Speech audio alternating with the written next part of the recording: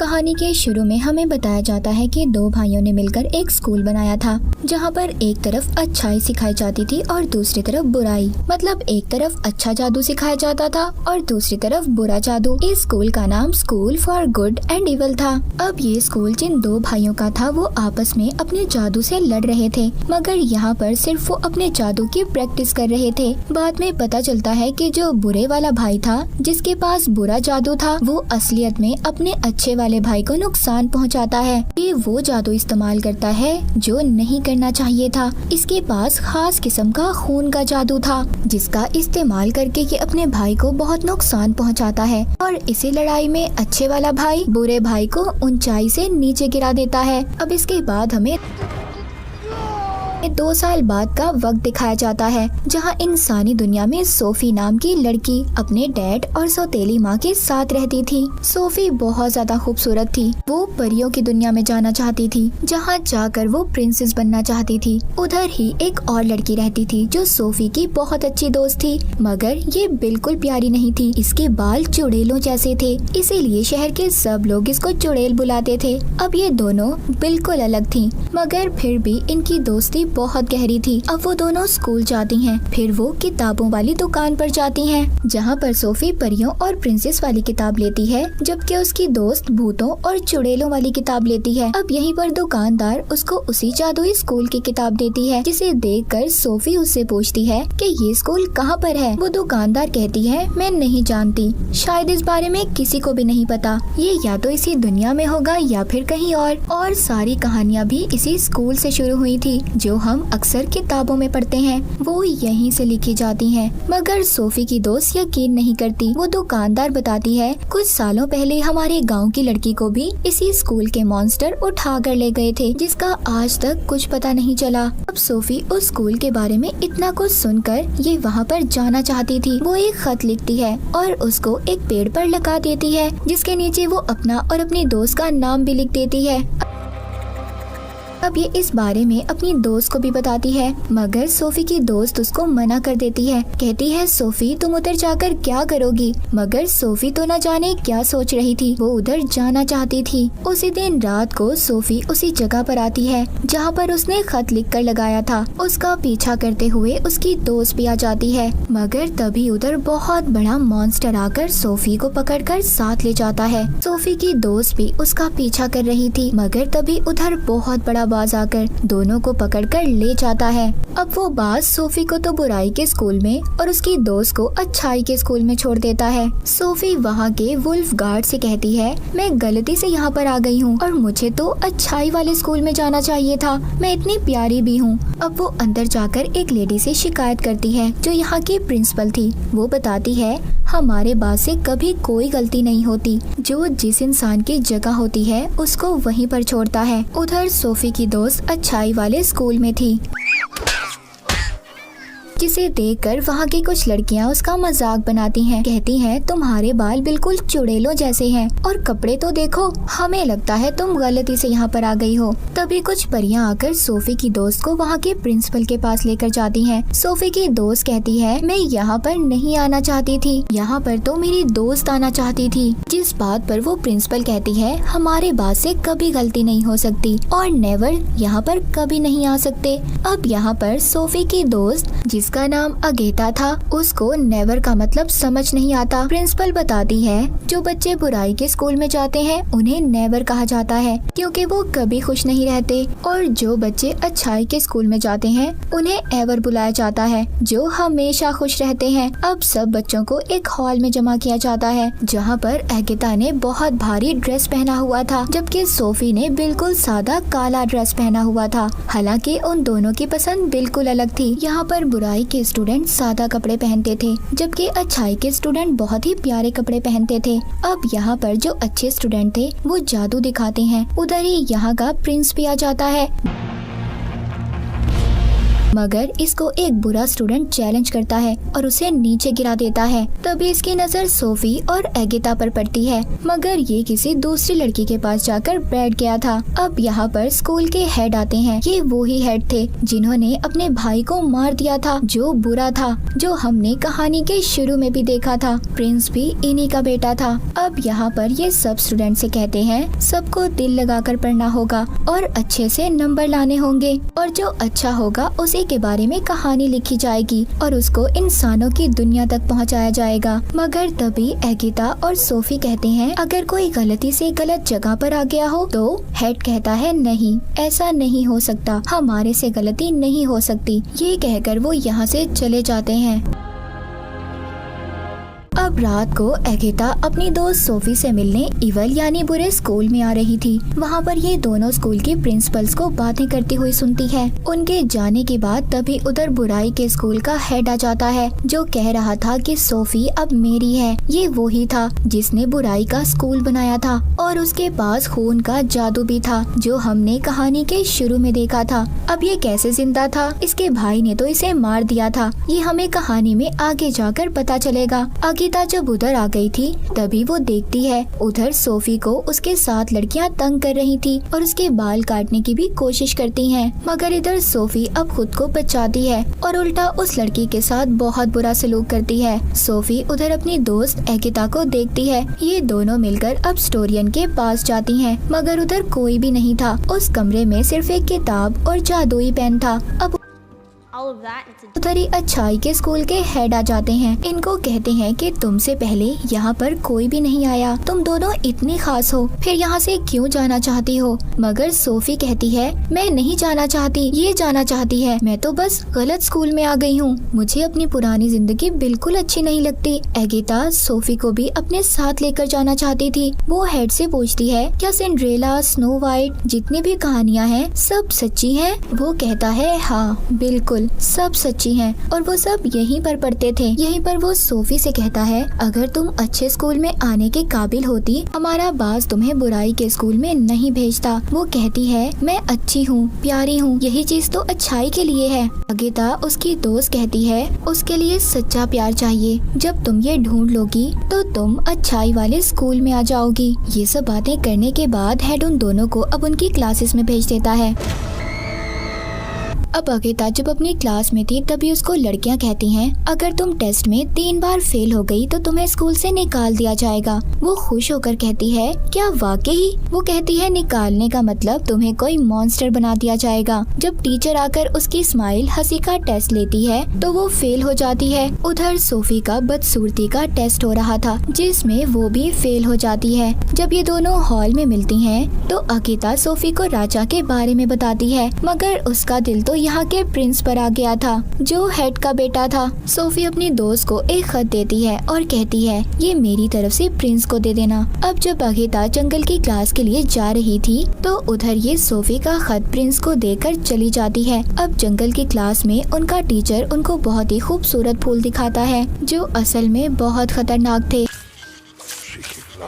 को स्केरक्रो भी दिखाता है जिसको खेतों में खड़ा किया जाता है इंसान जैसा पुतला बनाकर। वो बताते हैं ये रात में जिंदा हो जाता है। तभी उधर एक लड़के को फूल काट लेता है जिससे वो डरकर भाग गया था। ये लड़का तीसरी बार फेल हुआ था। जब एगिता उसका पीछा करती है तो देखती है उसके इर्द गिर्द तूफान का घेरा बन जाता है और वो गायब हो गया था, जिसे देखकर एगिता बहुत ज्यादा डर गई थी। उधर सोफी को भी क्लास में एक लड़की तंग कर रही थी और टीचर भी उसको नहीं रोकती क्योंकि ये बुराई का स्कूल था और इन्हें तो ये सब कुछ देखकर मजा आ रहा था। तभी वो लड़की अपने टैटू से छोटा सा ड्रैगन निकालती है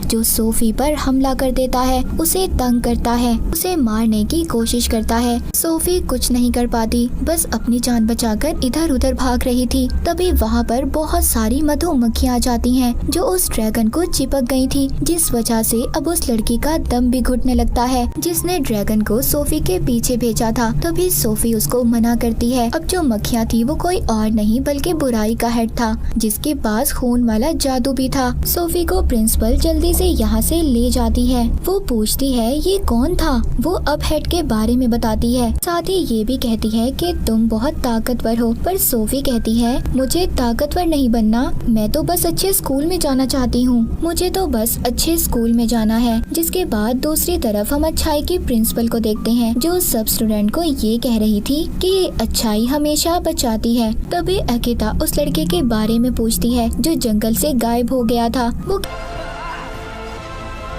कहती है ये स्कूल का रूल है और ये कहकर वो उसे चुप करवा देती है। अब वो बताती है कि साथ ही नहर में एक मछली है जो सबकी ख्वाहिशों को पूरा करती है, तो आप सबको अपनी अपनी ख्वाहिश को उसे बताना होगा। जब अगिता की बारी आती है तो ये मांगती है जो लोग अपने घर जाना चाहते हैं वो आराम से जा सकें। तभी वो मछली एक लड़की में बदल जाती है। वो कहती है आज तक ऐसा किसी ने कुछ नहीं मांगा, तुमने बिल्कुल वही चाहा जो मैं चाहती थी, इसीलिए तुमने मुझे जादू से आजाद कर दिया। मुझ पर जो जादू टेस्ट में फेल होने की वजह से किया गया था। ये कहकर वो गायब हो जाती है। तभी उधर बास आता है जो अगिता और सोफी को यहाँ पर लाया था। जब अगिता के पास आता है तो ये समझ गई थी ये वो ही लड़का था जो जंगल में गायब हुआ था, उसको अब बास बना दिया गया था। तभी उधर प्रिंस आकर उसे तलवार से मार देता है, ये समझकर कि शायद ही अगिता को मारने वाला था। गुस्से में अगिता प्रिंस के मुंह पर मुक्का मारती है कि उसने बास को क्यों मारा। प्रिंसिपल से कहती है इस चीज को आप अच्छाई कहते हो, ये कोई अच्छाई नहीं है बल्कि ये तो बुराई से भी बदतर है। जिसके बाद ये सोफी से मिलती है। वो बताती है मैंने बुराई के हेड को देखा है। अगिता कहती है हाँ मैंने भी देखा है। तभी पीछे खड़ा प्रिंस इनकी बातें सुन लेता है। अब अगिता उसे अकेला छोड़कर यहाँ से चली जाती है। प्रिंस उसके खत की तारीफ करता है। तभी बुराई का वुल्फ गार्ड आकर सोफी को लेकर चला जाता है, जहाँ पर बुराई की प्रिंसिपल उसके बाल काट देती है और फिर उसे कमरे में बंद कर दिया जाता है, जहाँ पर शीशे में अब उसके पास बुराई का हेड आता है जो उसे भड़काता है कि तुम्हारा यहाँ पर कोई नहीं है मेरे अलावा और तुम मुझ पर भरोसा कर सकती हो। जिसके बाद अब सोफी भी उसकी बातों में आ जाती है और फिर जब सब स्टूडेंट को एक पिन के जरिए जादू बांटा जा रहा था तो सोफी बहुत ही स्टाइल से उधर आती है और जादू लेकर चली जाती है। सब उसको देख रहे थे। अब उसने उन लड़कियों को भी दोस्त बना लिया था जो उसको परेशान करती थी। अगिता उसको बताती है कि अगर तुमने प्रिंस का दिल जीतना है तो उसके लिए सिर्फ खूबसूरती काफी नहीं है, तुम्हें वो सब करना होगा जो मैं कहती हूँ। अब अगले दिन सोफी प्रिंस के पास जाती है जो तीर मारने की प्रैक्टिस कर रहा था। फिर प्रिंस उसको बताता है कि बुराई के स्टूडेंट कभी सही निशाना नहीं लगा सकते, मगर सोफी निशाना लगा लेती है। देखकर प्रिंस बहुत ज्यादा हैरान था। असल में वो निशाना अगिता के जादू की वजह से लगा था। अब प्रिंस सोफी को अपनी रानी बनाने के लिए चुन लेता है, मगर ये बात किसी को भी अच्छी नहीं लगती। अगिता कहती है जो सच्चा प्यार होता है वो कभी दूर नहीं होता। अब वहाँ पर एक मास्टर कहते हैं ठीक है, इस बात का पता तब चलेगा हम इन दोनों को जंगल में अलग अलग छोड़ देंगे। अगर इन दोनों ने एक दूसरे को ढूंढ लिया तो इनका प्यार सच्चा है, हम भी फिर इनको कभी अलग नहीं करेंगे। अब रात को इनको जंगल में छोड़ दिया जाता है, लेकिन सोफी को उस जंगल के बारे में कुछ भी नहीं पता था। वो उन्हीं खूबसूरत फूलों के पास चली जाती है जो उसे काटने लगते हैं। उसके डर से वो अब स्केयरक्रो के पास पहुंच जाती है। रात को जिंदा हो जाता था, वो डर के मारे चिल्ला रही थी। तभी उधर अगिता अपने जादू से कबूतर बनकर अपनी दोस्त की मदद करने आ गई थी। तभी उधर उन्हें प्रिंस की आवाज आती है। अब अगिता खुद छुप जाती है और सोफी को उसके पास भेजती है, मगर उस स्केयरक्रो की वजह से प्रिंस की जादुई तलवार नीचे गिर गई थी। स्केयरक्रो उसे बहुत ज्यादा मार रहा था। अगिता सोफी को इशारा करती है कि तलवार उठाओ, प्रिंस को दो, मगर वो डर की वजह से कुछ नहीं करती। अब जब प्रिंस मरने वाला था, अगिता खुद आ जाती है और उसकी तलवार उठाकर उसे दे देती है, जो स्केयरक्रो को मार देता है। प्रिंस सोफी पर बहुत गुस्सा करता है कि उसने उसकी जान नहीं बचाई और यहाँ पर सोफी उल्टा अगिता पर नाराज हो रही थी। अब वो भी उसे छोड़कर चली जाती है। वापस आने पर अगिता की प्रिंसिपल उसको बहुत डांटती है। कहती है क्या तुम्हें अपनी दोस्त पर भरोसा है? वो कहती है नहीं, पर मेरा तो ये मानना है कि सब इंसान ही बुरे होते हैं। उधर सोफी बहुत ज्यादा गुस्से में थी। बुराई का हेड उसको शीशे में उसकी दोस्त दिखाता है तो ये कह रही थी कि सोफी बुरी है, लेकिन वो उसको पूरी बात नहीं दिखा दिखाता, जिससे सोफी को अब बहुत गुस्सा आता है और अब वो बुराई के हेड के बस में थी। वो उसको खून वाला जादू भी दे देता है जो सबसे ज्यादा खतरनाक था। जब प्रिंसिपल उसके पास आती है तो ये उन्हें भी सुना देती है। यहाँ पर हमें पता चलता है कि जो बुराई के स्कूल की प्रिंसिपल थी वही लड़की थी जो सोफी के शहर से 20 साल पहले गायब हुई थी। उधर अच्छाई के स्कूल में प्रिंस अब अगेता को अपनी रानी चुन लेता है। तभी इधर सोफी आती है जो अब चुड़ैल बन चुकी थी। उसका चेहरा भी खौफनाक हो गया था। सब उस खून वाले जादू की वजह से था और कहती है तुम्हारी रानी तो मैं ही बनूंगी। ये कहकर चली जाती है। तभी उधर ये देखते हैं कि सोफी ने अपने जादू से वहाँ के सभी गार्ड टीचर्स को छोटे छोटे खिलौनों में बदल दिया था। अब ये देखकर प्रिंस बुराई के स्कूल पर हमला करने चला जाता है, मगर उधर इसके जादू और हमले को सोफी रोक लेती है और उन पर उल्टा हमला कर देती है। अब यहाँ पर जो बुराई के स्टूडेंट थे वो खूबसूरत होने लगे थे और अच्छाई के स्टूडेंट में बदल रहे थे, जबकि अच्छाई वाले बुराई में बदल रहे थे और बदसूरत हो जाते हैं। अब यहाँ पर सबके दरमियान में लड़ाई होना शुरू हो जाती है। अगेता सोफी के पास जाती है, उसे रोकती है, कहती है प्लीज ये सब रोको, ऐसा मत करो। तभी सोफी उधर कमरे में जाती है जहाँ पर जादुई किताब और पेन था। ये यहाँ पर अच्छाई के हेड को मारने आई थी, पर तभी ये देखती है जो अच्छाई का हेड था वो बुराई के हेड में बदल जाता है जिसने इसे जादू दिया था। अब वो बुराई का हेड कहता है मैं तो शुरू से ही जिंदा था, मैं ऊंचाई से गिरा तो मैंने वापस आकर अपने भाई को मार दिया था और उसकी जगह ले ली थी, जैसे हमें कहानी के शुरू में दिखाया गया था।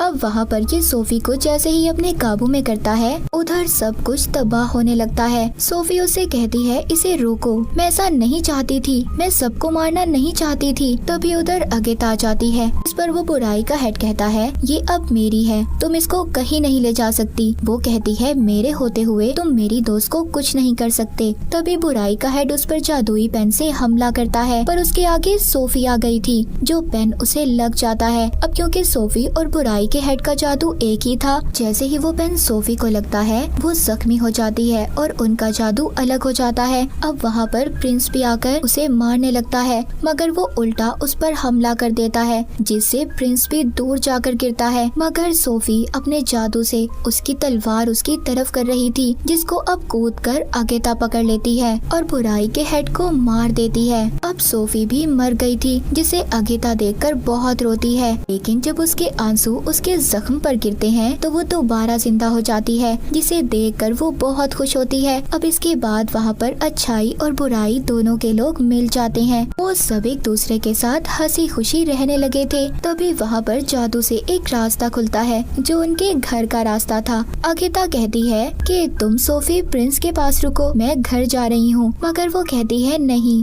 हम दोनों इकट्ठे जाएंगे। अब ये दोनों वापिस से अपनी दुनिया में आ गई थी और दोबारा से पुराने जैसी जिंदगी जीने लगती हैं, मगर अब इनके पास जादू था। एक दिन प्रिंस का तीर इंसानी दुनिया में आकर एक पेड़ पर लगता है, जिससे आवाज आती है अगेता मुझे तुम्हारी जरूरत है। और इसी के साथ ये मूवी यहीं पर खत्म हो जाती है।